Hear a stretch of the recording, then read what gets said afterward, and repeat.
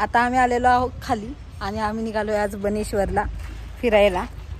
ते बघा गाडीवर बसायची तयारी चालू आहे आमची। चला। हाय हॅलो, कोमल माने ब्लॉग चॅनलवरती मी तुम्हा सर्वांचं मनापासून स्वागत करते। आणि कसे आहात सगळे, मजेत ना, अशी मी आशा करते। आणि आपल्या आज व्हिडिओला सुरुवात केलेली आहे मी। तर आता आम्ही निघालेलो आहोत बनेश्वरला। घरातून तर निघालेलो आम्ही आणि नाश्ता केला नव्हता घरी, त्यामुळे मग म्हटलं चला जाता जाता वडापाव खाऊया। खूप छान भेटतो तिथे वडापाव, आमच्या म्हणजे शेजारीच आहे जरा, थोडंसं पुढं आलं की। तर वडापाव खाल्ला आणि आता आम्ही पुढे निघालेलो आहोत। तर हिवाळ्यात खरं तर म्हणजे एवढं काही बघण्यासारखं नसणार आहे तिथे, पण तरी पण आम्ही निघालोय कारण म्हणजे फोटो जरा गुगलला बघितले तर त्यामुळे छान वाटले ते बघायला, म्हणून मग म्हटलं चला जाऊया। तर आता आम्ही शिरवळमध्ये आलेलो आणि आमच्या गावाकडचं हॉटेल आहे, म्हणजे गाववाल्यांचं आहे। तर इथे खूप छान मसुरा भेटतो, अख्खा मसुरा, आणि 100 रुपयाला प्लेट आहे। तर त्यामध्ये 2 रोटी, मसुरा प्लेट आणि राईस पण येतो, खूप छान आहे क्वालिटी। आणि तिथून आता आम्ही निघालेलो गाडी घेऊन त्यांची, आणि तर आम्ही 2 गाड्या घेतल्या परत, म्हणजे तिकडची एक गाडी घेतली कारण एका गाडीवरती असं कम्फर्टेबल होत नव्हतं कारण बाळ असल्यामुळे। तर आता आम्ही बनेश्वरमध्ये पोचलेलो आहोत आणि गर्दी तर दिसते खूप पुढे, कारण मला वाटतं असं बाजार आहे असेल इथला। तर गर्दी खूप आहे, ट्रॅफिक पण होतं पुढे भरपूर, आणि आज गर्दी पण आहे कारण रविवारचं असल्यामुळे गर्दी खूप आहे, कारण सुट्टीचा दिवस आहे ना, त्यामुळे सगळेच असं फिरायला येतात इथे आणि महादेवाचं दर्शन घेण्यासाठी, कारण तिथं सगळं छान म्हणजे पिंड वगैरे सगळं महादेवाचंच आहे। आणि ते खूप छान छान असं चुली वगैरे पण होत्या पाठीमागे गेल्या, पण आपण आता आम्हीच भाड्याच्या घरात राहतोय त्यामुळे तिथे काही आपण चूल वापरू शकत नाही, त्यामुळे आम्ही निघालो, घेऊन तर काय फायदा नाही। तर त्यासाठी आता आम्ही निघालेलो आहोत पुढे आणि पोहोचलोच आपण प्रॉपर तिथेच। तर अशा प्रकारे आपण आता हे पोहोचलेलो आहोत। तुम्हाला समोर बोर्ड दिसतच असेल, बनेश्वर उद्यान, आणि एंट्रीला तर खूप छान वाटलं, हिरवगार सगळं वाटलं, आणि पार्किंग व्यवस्था पण खूप छान आहे। इथे 4 व्हीलरचे आणि इकडे 2 व्हीलरचे आहेत। तर आता पार्किंग करायला गेलेले आहेत, आम्ही तर 2 व्हीलरवरनंच आलेलो आहोत। खूप छान वाटतंय, आजूबाजूचा परिसर बघा किती गर्दी आहे आज, कारण सुट्टीचा दिवस आहे त्यामुळे गर्दी खूप आहे। आता आपण चाललेलो आहोत मंदिराकडे।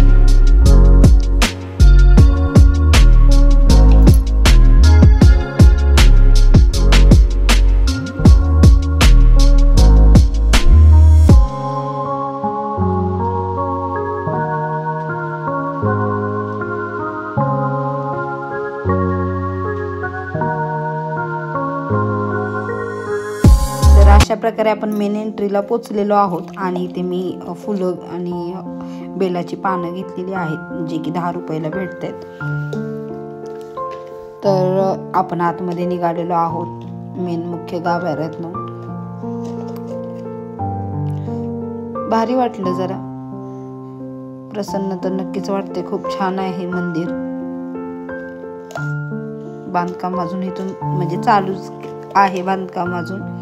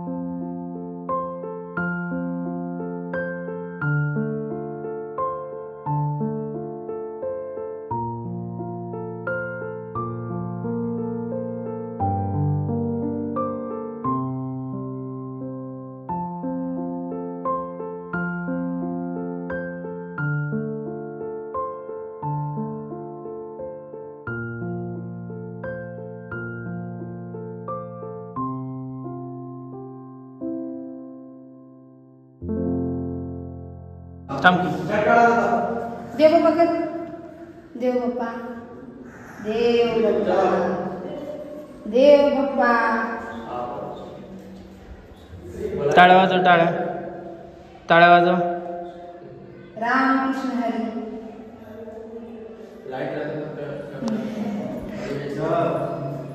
लाईट नाही. हे पण एक कुंड आहे. यामध्ये छोटे मासे टाकले दिसत असतील तुम्हाला. छोटेसेच आहेत हे. आणि त्या कुंडामध्ये आहेत ते मोठे मासे आहेत. आणि कासव पण दिसत आहे आपल्याला. असं इथे तरी म्हणजे मंदिराच्या आवारात 3 तर कुंडे दिसतात. 3 आहेत एकूण. आणि हे पूर्ण कासवाचंच आहे. वा.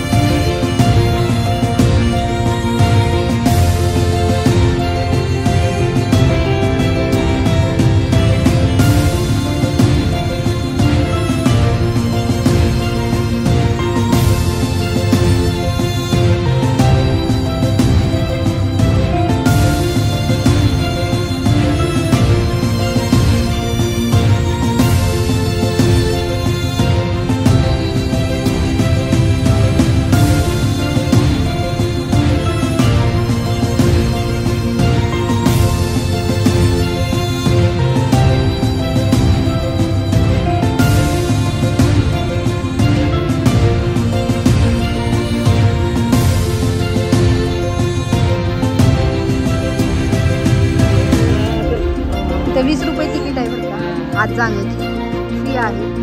म्हणजे एका व्यक्तीला 20 रुपये आहे. तर अशा आम्ही तिघांचे 60 रुपये काढलेले आहेत आणि चिमूचं काही तिकीट नाही आहे.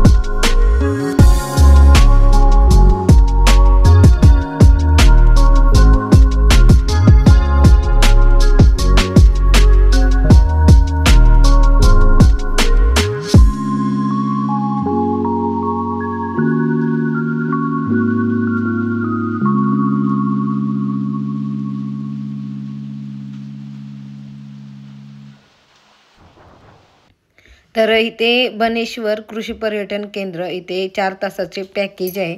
तर एका व्यक्तीला 350 रुपये आहे. तर प्रत्येक ह्याला म्हणजे ॲडव्हेंचर वगैरे आहे तर त्याचे सेपरेट पैसे आहेत. म्हणजे 20 रुपये पण तिकीटमध्ये त्यात धरलेलं नाही आहे. तर ह्याचं पैसे वगैरे द्यावं लागणार आहेत आपल्याला सेपरेट. जर ज्याला कोणाला ॲडव्हेंचर्स वगैरे यामध्ये जायचं असेल तर सेपरेट फी भरावी लागेल आणि मगच त्याचा आनंद घेता येईल. गाणी सैराटमधलं गाणं लागले. हां नाच आराध्या, डान्स करा, डान्स. हे बघा इथं सैराटमधलं गाणं लागले आणि आराध्या बघा डान्सच्या मूडमध्ये आहे. समोरून जाऊ नाच. हां नाही आम्ही तर गाडी ना आलोय. 150 रुपये ताट आहे पिठलं भाकरीचं.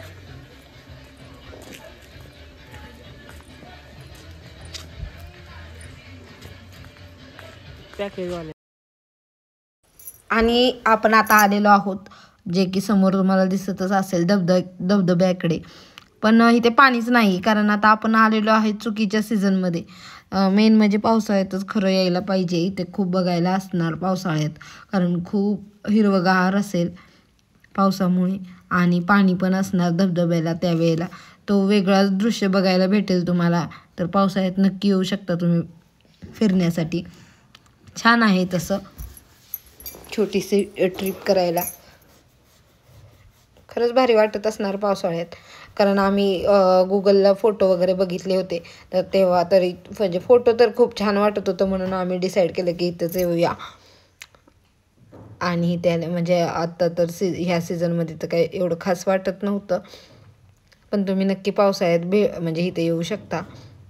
आणि हे जे आहे आपण इथं उभं राहिलेलो आहे इथून वरून धबधबा बघण्यास म्हणजे खूप मजा येईल कारण एवढ्या उंचावरून सगळं समोरचं दृश्य बघायला छान वाटेल. आणि ते आम्ही आराध्याला बसवलेलं खेळायला म्हणजे थोडं खेळ तोपर्यंत आपण बाजूचं बघू शकता कसं आहे.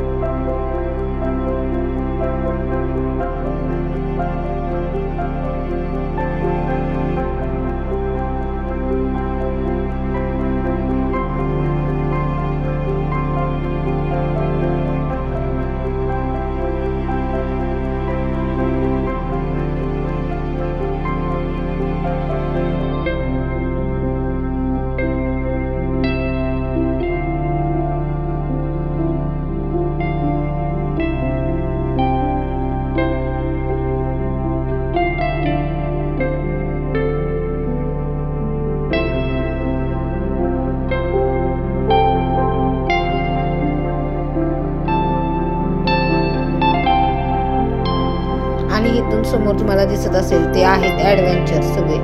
तर हे तिकीट काढूनच जायचं आहे त्यामुळे काही आम्हाला तर काही तर खेळायचं नव्हतं, काही कोणालाच पार्टिसिपेट करायचं नव्हतं म्हणून आम्ही काही गेलेलो नाही किंवा तिकीट कशाला मग वाया घालवायची म्हणून आम्ही काही काढलेली नाही. मला तर भीतीच वाटते त्यात जायचं म्हणजे वरून एवढं बघायचं म्हणून त्यामुळे मी काही घेतलेलं नाही तिकीट वगैरे. आणि आता आपल्याला सोडणार नाहीत बिना तिकिटाचं त्यामुळे म्हटलं नकोच, लांबनंच आपलं शूटिंग घेतलेलं आहे मी थोडंसं. तर म्हणजे फिरण्यासारखं आहे आणि एन्जॉय करण्यासारखं पण आहे यामध्ये. तर खरं तर म्हणलं तर पावसाळ्यातच बघायला कारण खूप म्हणजे भारी वाटणार हिरवगार परिसर. ज्याला निसर्ग तर सगळ्यालाच आवडतोच म्हणा पण ज्यांना यायचं असेल तर त्यांनी पावसाळ्यामध्ये या. असं जर मंदिराचं दर्शन वगैरे घ्यायला यायचं असेल तर येऊ शकता. तसं छान आहे मंदिर पण.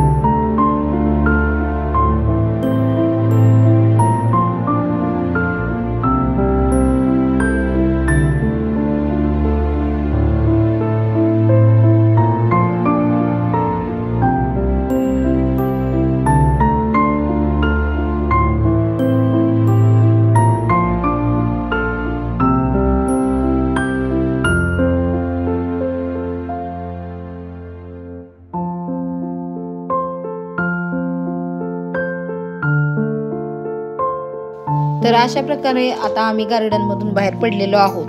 आणि जर व्हिडिओ तुम्हाला आवडला तर नक्की आपल्या चॅनलला सबस्क्राईब करायला विसरू नका आणि व्हिडिओला लाईक करा. तर जर खरंच आवडलं आणि काही चुकलं असेल तर कमेंटमध्ये नक्की सांगा. तर चला भेटूया आपण आता नंतरच्या व्लॉगमध्ये. Bye bye.